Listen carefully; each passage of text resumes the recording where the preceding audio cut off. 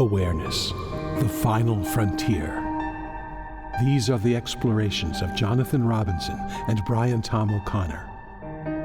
Their continuing mission, to discover fresh new paths to the mystery within, to seek out new joys and new methods of awakening, to boldly go into the heart of expanded consciousness.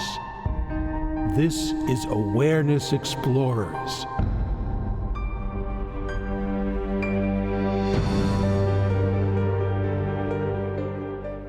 Welcome, fellow explorers. Good to have you back. I'm Jonathan Robinson. I'm with my trusty co-host and friend, Brian Tom O'Connor. Captain O'Connor. We have a great subject today, which is looking at the relationship we have with our thoughts and emotions and how we might want to be able to change that relationship at times. But before we go into that, I do want to make a couple of quick announcements. This is episode 99. And we feel good about it. And episode 100, we want to make sure is spectacular. So we've decided to get questions from our listening audience, which you can send to us at awarenessexplorers.com. There's a place to contact us. And we'd love to hear any questions you have about awareness, about the podcast, about life, the universe. So we've limited the questions down to certain topics, obviously. And we will try to answer your questions during episode 100. And we will also do the greatest hits of things that occurred to Brian and I about what we've learned in 99 episodes of Awareness Explorers, from our guests, for ourselves, what's worked, what hasn't, the themes that keep coming up, all that. So stay tuned for episode 100, and please email us through our website any questions you have, any things you're curious about. We look forward to giving you our best answers for that. Another quick announcement before we go into today's topic is thank you to our Patreon supporters. This probably couldn't happen without you. It costs money to run this thing. And when you give as little as $1 a month, we send you a bunch of free additional stuff, from extra guided meditations and things from our guests that don't get on the original show. So you can go to patreon.com/Awareness Explorers and learn what we give out for different levels of support, starting as little as $1 a month. And we try and treat our Patreon supporters really well because you treat us really well. So thank you for your support. It means a lot to us. And we enjoy your emails. So all that being said, here we are, with lots of thoughts, lots of emotions running through our little heads. And when we came up with a topic for today, Brian, what was the first thought that or what were the first thoughts that ran through your head? Ooh, I forgot what the topic was. No, not really. I think it's the relationship with our thoughts and emotions is the topic. Exactly. Is that correct? Okay, good. That's correct. Okay, my memory is not as short term as I thought it was. Our relationship, I mean, the simplest way to put it is that we are not our thoughts and emotions, that our thoughts and emotions are simply objects that appear in awareness. And that's what we are. It's the awareness in which they appear. That's the short one, but I'm sure we have lots of little ins and outs and other ways of slicing and dicing this topic. No, I think you said it all. That's it for today, folks. Okay. See you next time. Yeah, right. No, there's a lot to this topic. First thing that occurs to me is that, the old model in spirituality, which still exists, is that you would try to quiet your mind and even stop your thoughts and maybe totally separate from your feelings and stop your feelings. And so long meditation retreats were popular.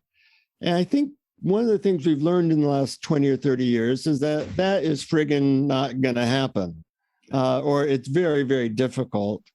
And therefore, I think a new model is that instead of trying to shut your mind off or shut your emotions off, is to be able to step out of them and into pure awareness, or to at least take them a lot less seriously sometimes. And that seems to be a lot easier and a lot more effective. That's my impression. What's your impression? I wholeheartedly agree, particularly with the idea of stopping emotions. That is a recipe for depression or for some sort of zombie-like state where you're not really living life to the fullest. Thoughts and emotions happen. They occur. It's when we get wrapped up in them, when we spin them, or when we try to prevent them, when we create a false resistance. And we allow them. We allow the emotions to arise. We allow the thoughts to arise. But we ask the question, to whom do these arise? To whom or to what do these arise? Whatever works for you. And it's that which knows our thoughts, that which knows our emotions, that is pure awareness. And that's our true selves. And that's totally okay with thoughts and emotions arising, because awareness is totally okay with everything that appears. I think that's definitely the ideal answer. And I like how you always present or usually present the ideal or the purity. But I think there's levels of this, from and one level might be, we are our thoughts and emotions. I am angry. We don't say anger is passing through awareness. No, we don't say that. We say, I am angry or I am happy. And that's total identification. And then there's more like, I'm thinking this. No, I am this thought. I am thinking this, or I feel this. That is slightly less identified. And then there's maybe I notice I'm thinking that I have a lot to do today, or I notice I'm thinking about how that person should have treated me better. That's even more disidentification. Or I notice that there's anger happening in me. And then there's the least identification, what you might call pure awareness, where from that perspective, it's more like there are thoughts going through a field of awareness, or there's a feeling of warmth and expansion, which some people might call anger, moving through the field of awareness. And by the time you're there, you're not really angry. You're just more like, oh, well, that's an interesting sensation. What do you think of my level hypothesis? Well, I like that progression a lot. As a matter of fact, later on, our guided meditation is going to be based on that progression, which I just wanted to summarize one more time using anger as an example. It is a progression from most identified with thoughts and emotion to least identified. And it's, I am angry, I feel angry, I notice anger, and there is anger passing through. And I think I think you're right. I think we can progress from more identified to less. It's not necessarily just an instant all or nothing switch.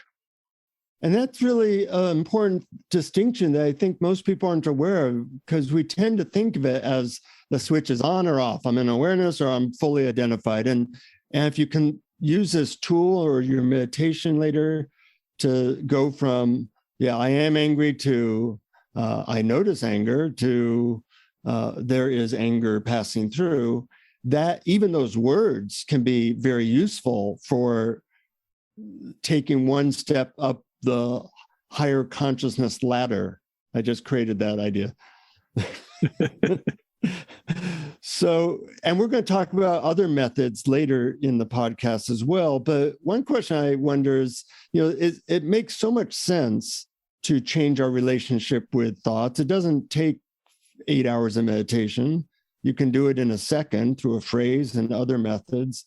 So why is it that 99.999% of humanity is completely identified with their thoughts and feelings? This is a new paradigm. This is the next stage in development of our ability to live in the world with others and ourselves in a way that promotes happiness. The old way is this is a problem I must solve. And our minds are designed to solve problems, and they are designed to find the distinction between good and bad and to run things through. And as such, that doesn't have to go away. I think there are practical thoughts that are absolutely necessary, and they're fine. Okay, I have to be at such and such at this time. What time should I leave? That's just practical. But it's the thoughts that spin around about how things should not be the way they are. That's where the problem is. Somebody said something I don't like. Okay, so I go into this endless train of thought. They shouldn't have said that. I really think that, and they always say that, and this is the way they are. Or, wow, I'm upset again. I'm feeling this emotion. There must be something wrong with me. It's this endless spinning. And that stuff is not helpful, and it's not even true. And we can really safely ignore it. But to say it can't, we have to quiet it and make it disappear, that's actually making it harder than it really is. We can simply, in my favorite phrase from Pamela Wilson, thank your mind for its opinions. And then shift your attention to what that thought is appearing in. Or ask the question, okay, who is the voice in my head talking to? Mm-hmm. Yeah, there's a lot of great methods, and so many of our thoughts are useless. And, it's been said we have about 50,000 thoughts per day, and 95% of them are the same thoughts we had, previous days. They're just, like record loops. And same with some emotions too, and when you're dealing with a thought loop that's not useful in any way, or emotion, it's nice to be able to disidentify with it, or to even cancel it somehow. And I recently had an interesting experience where I wear hearing aids, and I lost one of my hearing aids, and my hearing aids are like $4,000 each. So, losing a hearing aid is a problem. And so I lost it, and I was, pretty upset for a couple hours. I try not to be too attached, but, that was a fair amount of money. And then so I was upset, and then I found the hearing aid. And I had, a moment, oh, thank God. But I had so many stress hormones in me that I was still upset for the next 3 hours, just because I had been upset, but the reason for the upset had disappeared. And this happens in small ways a lot. You're upset about something, the situation changes, it works in your favor, but your emotions might take an hour or two or a day to catch up. And those types of emotions and those types of thought loops are completely useless. So I have a term that I use now, which helps, which is cancel. Like, that's just, cancel that thought, cancel that emotion. It has nothing to do with reality in this moment. Now, you got to be careful not to use that as a spiritual bypass, when you need to know what you're feeling or thinking. But sometimes a very simple method like cancel can help you move on from a thought loop or emotion that's just completely useless. Yes, absolutely. And I use that often. I've used it for decades. But the other thing is that sometimes, even when you stop, even when the situation is resolved, like the search for the hearing aids, the fan that was spinning, even when you turn it off, the rotor blades keep turning for a while. Yeah. And that's a good time to stop and notice your body. Just notice your body, because we often don't think of emotions as actual chemical reactions that are happening in the body. We associate them with the thoughts in our head. So just drop down below the neck and notice your body. Or check out our last episode with Judith Blackstone, in which she talked about this a great deal in very effective ways. Just drop down and notice what's happening in your body. And the other thing is that most of these emotions are all based on the idea that what is happening, including what you're feeling, shouldn't be happening. And so you ask, why shouldn't it? Yeah. Where's the rule? Where's the thing that says this shouldn't be? And, or just ask my favorite one, SBFD. So big friggin' deal. So I'm feeling this. So. And, that goes into kind of Byron Katie's work where you're using what she calls inquiry. You're asking questions to kind of help you to not take your thoughts so seriously. Your story so seriously, like, is it true? Or can you absolutely know that's true? When I lost my hearing aid, well, that's bad. Well, can you know absolutely? Maybe, you find your hearing aid and that keeps you from having a car crash that you were going to have earlier that, later that day or something. So there are lots of good questions that you can ask that help you to not be so identified.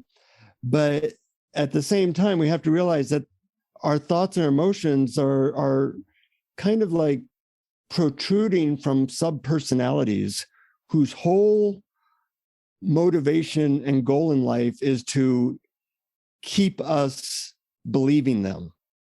Thoughts don't say, well, this might be true and I might be a useful thought. They come on like they are straight from the Lord. They're very good at getting us to believe them. That's right. And they want our attention. They say, pay attention to me and nothing else, which is why I love the include exercise, where you just notice, okay, there's an emotion that I don't want, or I think I don't want, and it is appearing in awareness. Let's see, what else is appearing in awareness? No, there's the sounds in the room.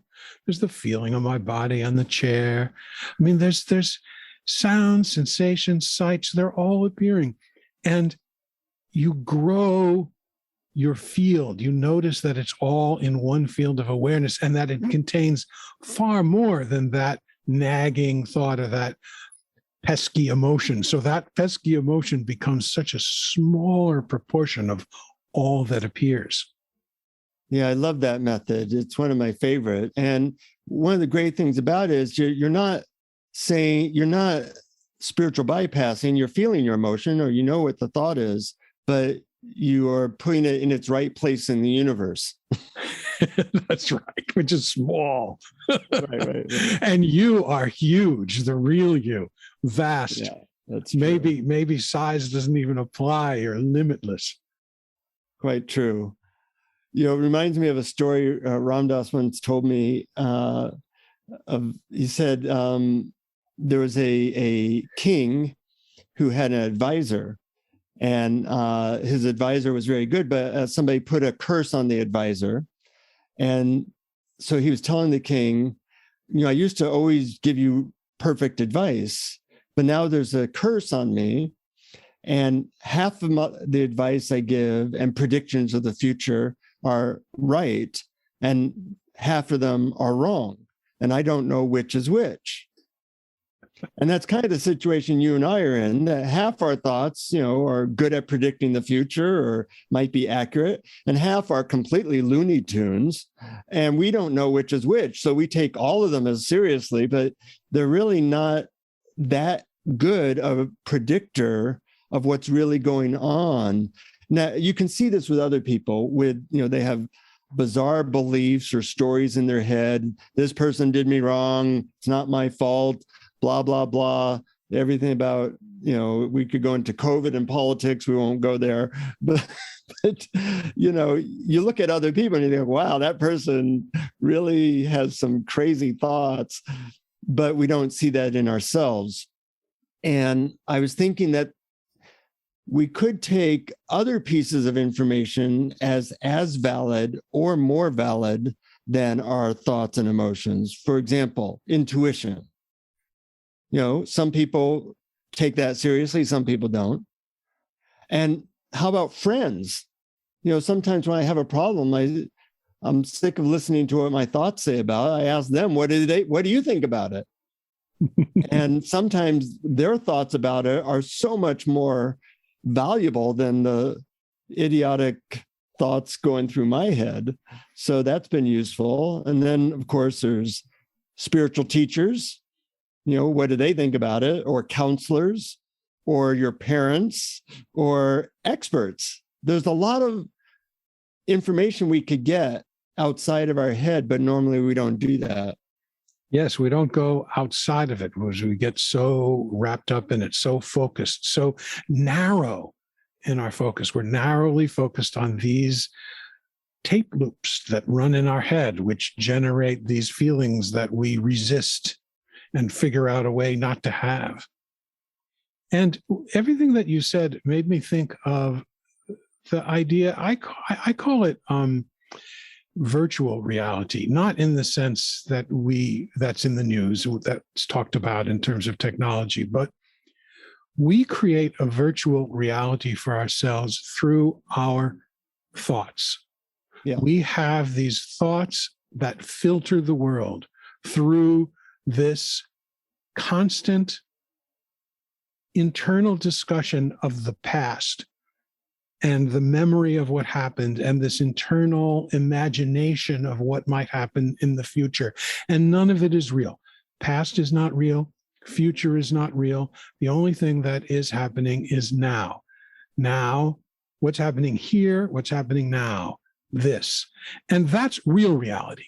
Virtual reality is that tape that's going on in your head that's filtering it out. And so when you simply ask yourself, what can I notice without words going through my head?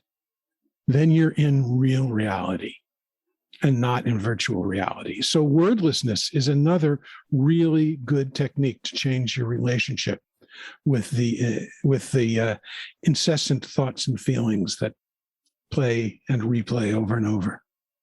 Yeah, absolutely.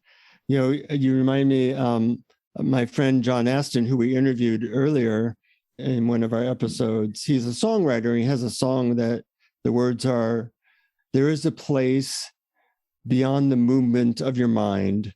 There is a space beyond the movement of your mind. Where is this place? Where is this grace? It's everywhere." That is lovely. What a great lyric. I'm going to have to look up that song and attach the melody to it. In some ways, it's everywhere in the universe except for the 3 inches inside our skull. That's right. We happen to be focused on the 3 inches inside our skull. Yeah, forget about it. It's not helpful. All those thoughts, really, except the practical ones where you have to, do things like figure out, when to do this to get somewhere on time is the example. The practical thoughts, fine. Everything else, really, you can ignore it. You can just say, thank you, And you know why it's there? It's there because some really ancient part of yourself that was installed when you were too young to really be able to protect yourself from the pain, from the fear of abandonment. It's there to protect you. All these things were installed long, long ago, and they're out of date. You don't need them anymore. They're protecting you from things you don't need. You don't need to be protected from your emotions anymore.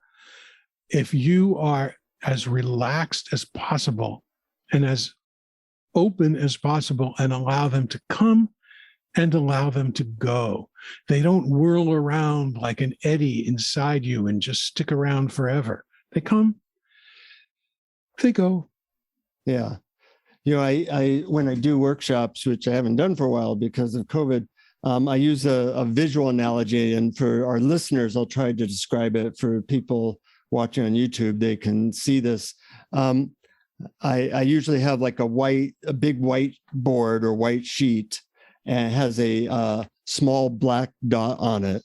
And you can see that on YouTube. But, the dot is, smaller than a dime, and the white sheet is very big. And then I say, our relationship with our thoughts is very similar to this. And then I demonstrate. And what I do is I put my eyeball right on that little black dot. And then I say, oh my God, the world's going to crap, and I have so much to do, and nobody likes me, and what's that pain in my foot, and the world is just so stressful, and I hate this, while my eyeball's right on that black dot, and on that black dot, that's all you see. So really we're talking about moving away from that black dot. So you see that, oh, that's a little dot on a very big piece of paper or a very big universe.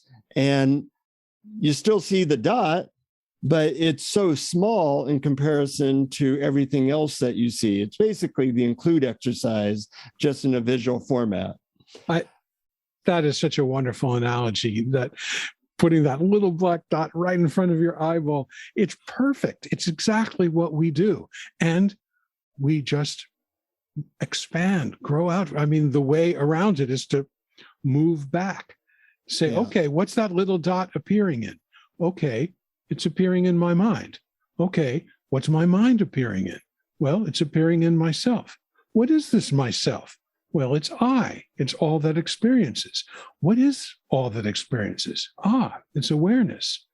What is awareness? I mean, you keep going back and back, and there's a Rumi quote that Rupert Spira loves to quote, which I probably will get wrong, but it's something like back and back and back in endless rings of being, infinitely expanding rings of being. I'm sure that I butchered the quote, but the idea is that that's what self-inquiry is. It's not finding an answer to who you are.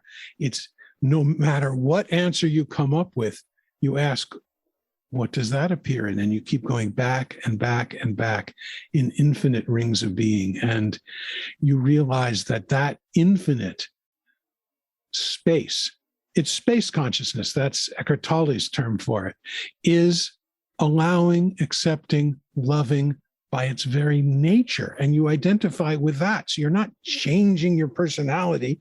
You're identifying with the big, huge spaciousness in which your personality appears. Mm-hmm, mm-hmm.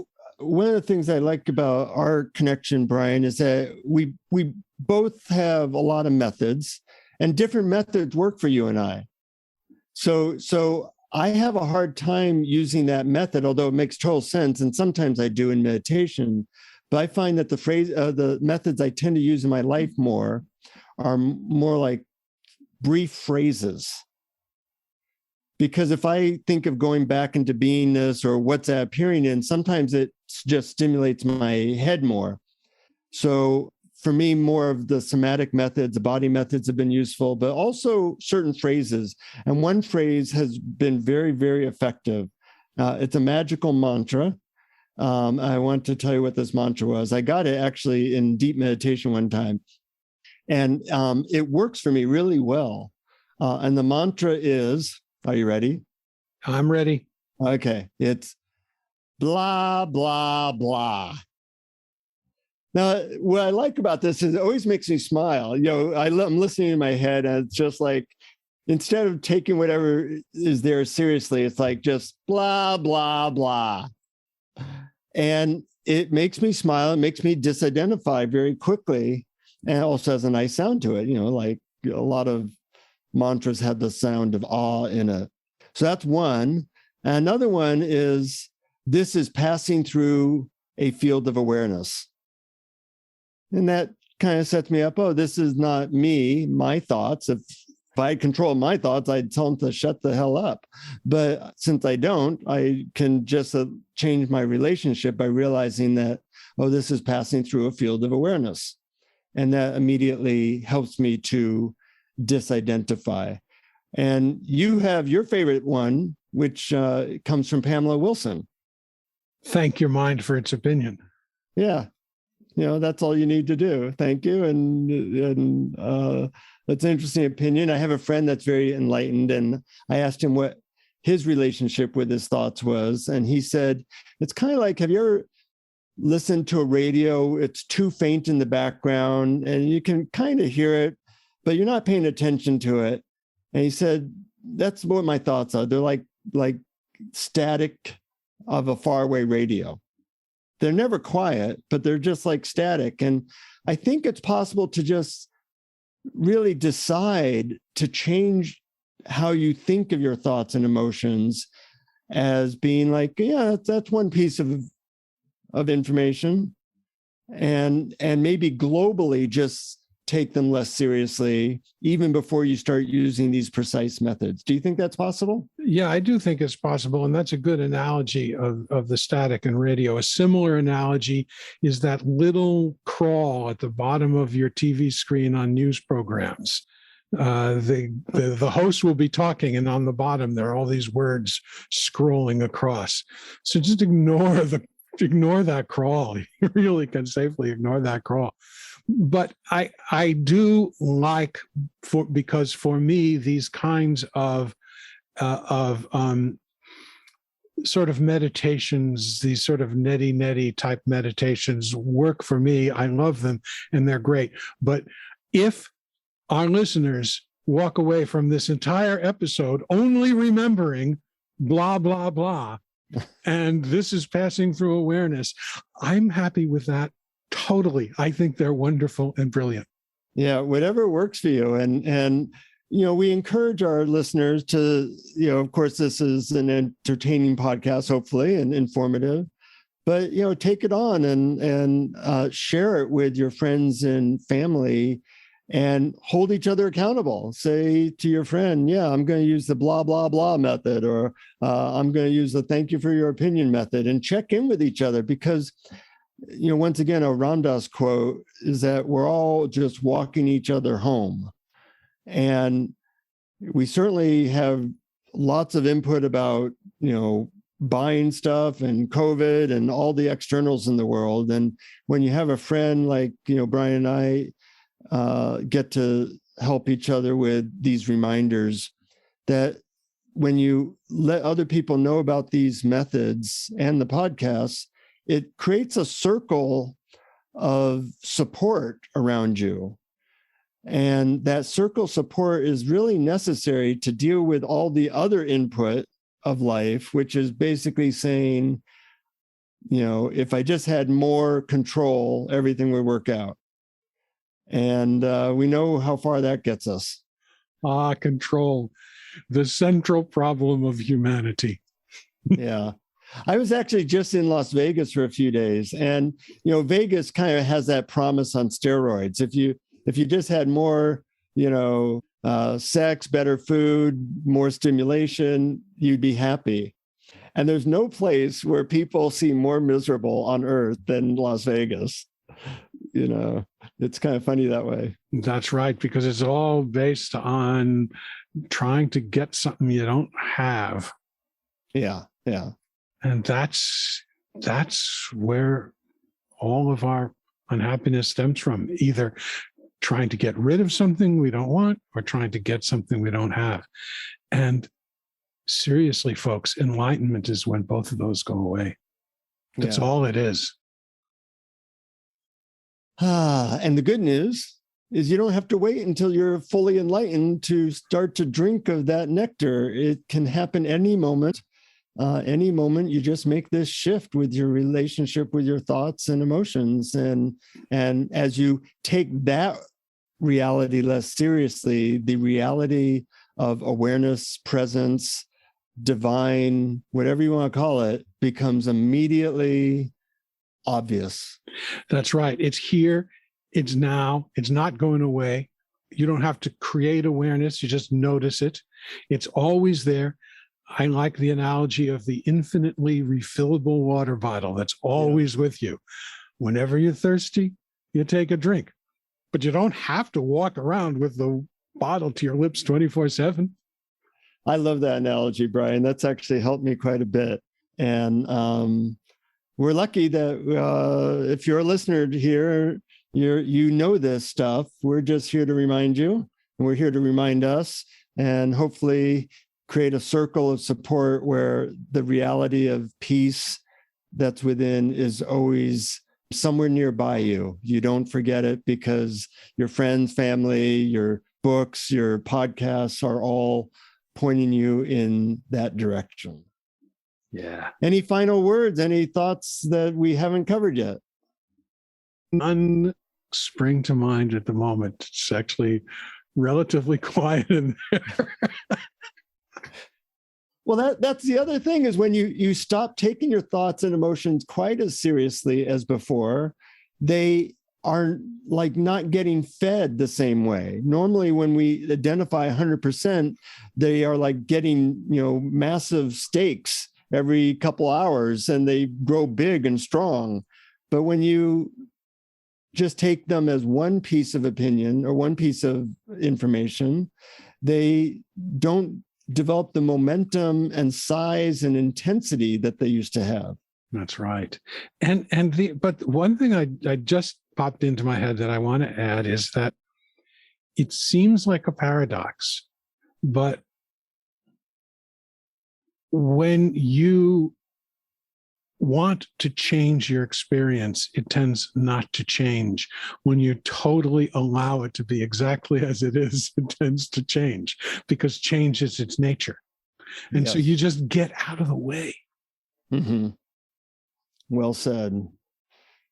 I'm excited about your meditation today, because we're going to be using and talking about this technique that kind of takes you step by step from full identification to full awareness. But before we go into that, I did want to just remind people, send us your questions. We always like your questions. And in our next episode, we will attend to some of these questions and give a rundown of some of our greatest hits of having hit 100 episodes of Awareness Explorers, which is really a celebration for us. So do contact us, send us your questions at awarenessexplorers.com, and know that we also have about 90 meditations there, and soon to have another one from the guided meditation master known as Brian Tom O'Connor. So what do you have for us, Brian? Well, thank you for that shout out, Jonathan. But I do have to give you credit, because this meditation is based on your progression of I am angry, I feel angry, I notice anger, and there is anger passing through. So I like that progression so much that I based the meditation upon it. Great. So first, take a nice, easy, deep breath. Close your eyes if it's safe to do so, and relax.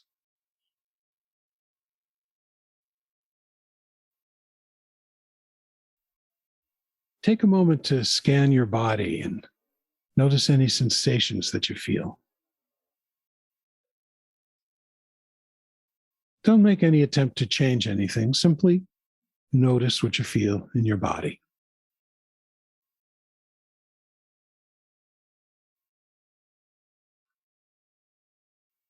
Now, take a moment to scan your field of awareness and notice any emotions that you may be feeling.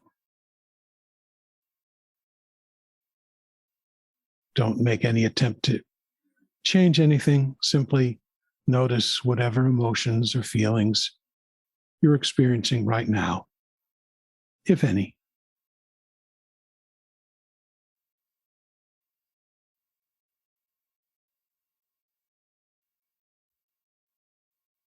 If you're feeling a strong emotion right now, use that emotion for this meditation. If not, take a moment to recall a time when you felt a strong emotion, particularly one that you looked upon as difficult or undesirable. Perhaps anger, anxiety, fear, or sadness.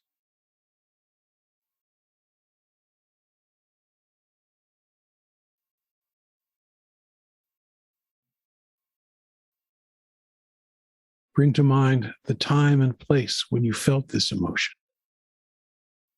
See it as fully as possible in your mind's eye.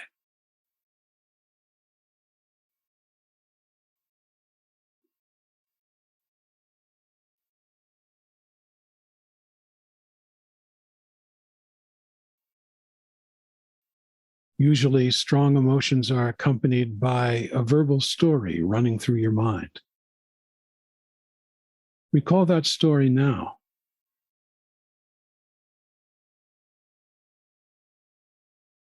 If it feels safe to do so, allow this story to heighten the intensity of the recalled emotion.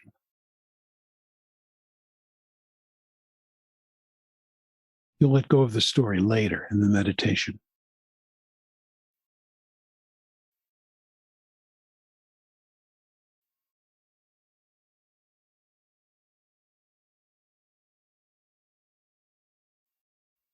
Now, I'm going to ask you a series of questions about the emotion that you're using.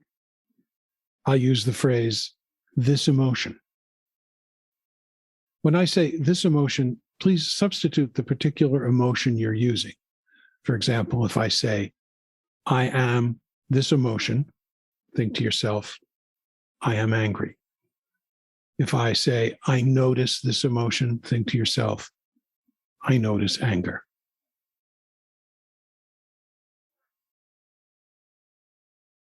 Take another easy, deep breath.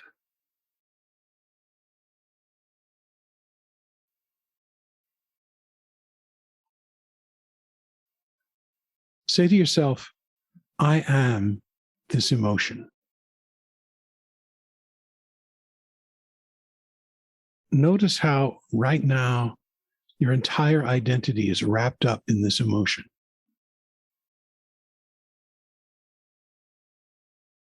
See how your identity is wrapped up in this emotion.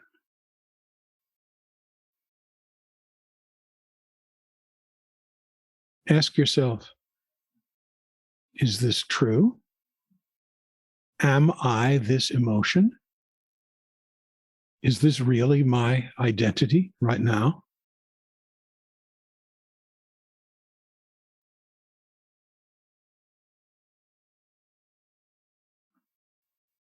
No matter what answer you come up with, notice any other way you identify yourself.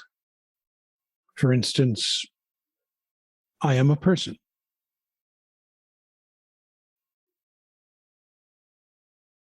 Now think to yourself, I am a person experiencing this emotion.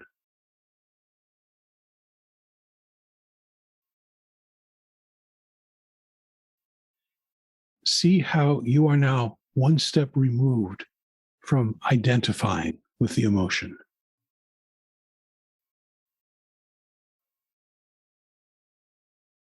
Now, again, notice the emotion you're experiencing or recalling and say to yourself, I feel this emotion.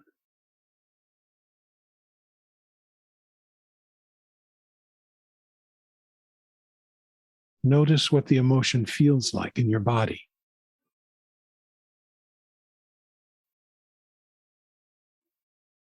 Notice that there is you and there is something you feel. They're not the same.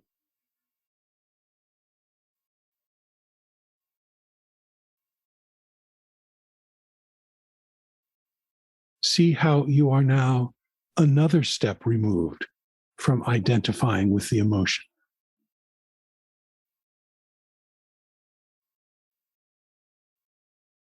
Now, again, turn your attention to the emotion and say to yourself, I notice this emotion. In other words, there's a feeling going on, and you notice it.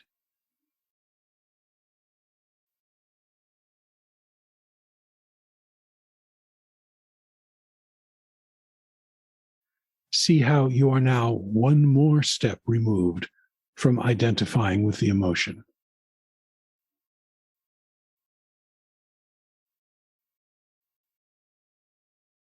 Now, again, turn your attention to the emotion one last time and say to yourself,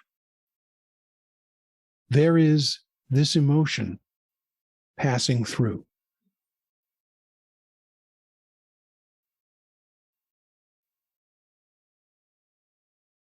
As you continue to relax, try to drop any strategy to prevent the emotion and just notice it.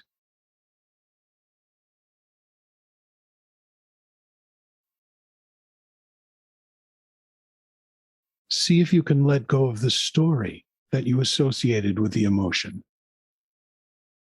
And just notice the emotion wordlessly.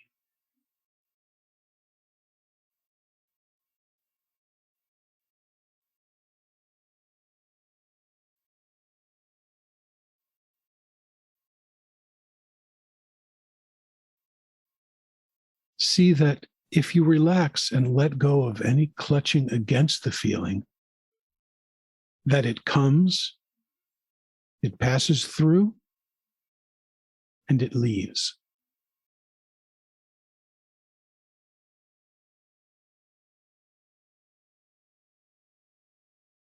See that the feeling passes through the field of awareness.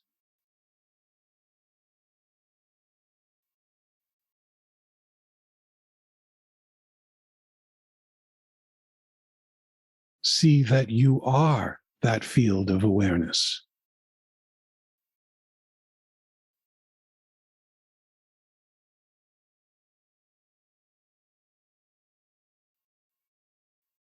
See how you are no longer identifying with the emotion, but instead are identifying with the clear field of awareness that you are.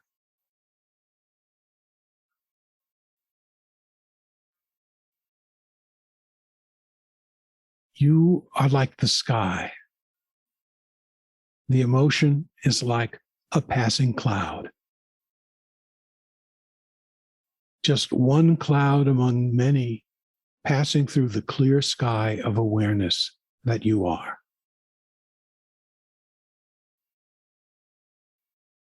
As the clouds pass through, the sky remains unaffected by the clouds, no matter how stormy.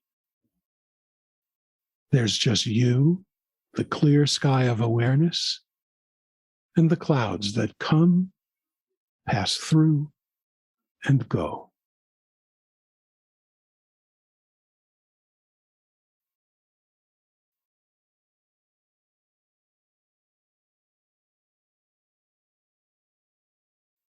Now, take another easy, deep breath. And at your own pace, allow your eyes to open.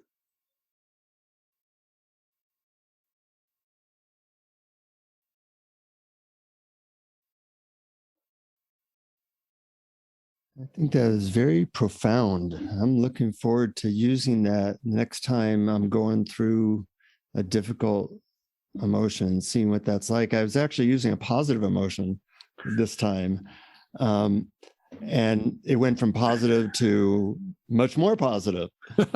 Great. Also, you can apply it to thoughts. It doesn't have to be an emotion. It could be to some recurring thought that you have, but usually emotions and recurring thoughts are kind of intertwined together and are kind of the same thing, except that the emotions can be felt in the body. I think we have here potentially important new technology of doing this step-by-step disidentification in a very precise way that I think most people would be able to follow. So we'd love to hear what you think of this guided meditation or this episode. So feel free to communicate to us about that. But yeah, I think that what you did it really well, Brian. And I think that can be a very powerful addition to people's repertoire. Well, thank you very much. And also thank you because this was a collaborative effort. You provided the framework that I sort of hung the different pieces of clothing on. Yeah. Well, it's nice to collaborate. Lennon and McCartney. All you need is love. Yes. Get back to where you really belong. I am the walrus. No, that doesn't seem to follow. That's still a stretch. I am that. Yeah. Anyways, this has been fun as usual. Thank you, Brian. Thank you, listeners. Send us your questions for episode 100. Use this stuff. Tell your friends, family, and of course, till next time, keep exploring. Keep exploring. Thank you for listening to Awareness Explorers. To learn more, you can check out our website at awarenessexplorers.com. Please subscribe to our podcast on your favorite podcast app. We'd love it if you would post a review. And please share our link on Facebook and with family and friends, because knowing yourself as awareness is the greatest gift you can give yourself or someone you love.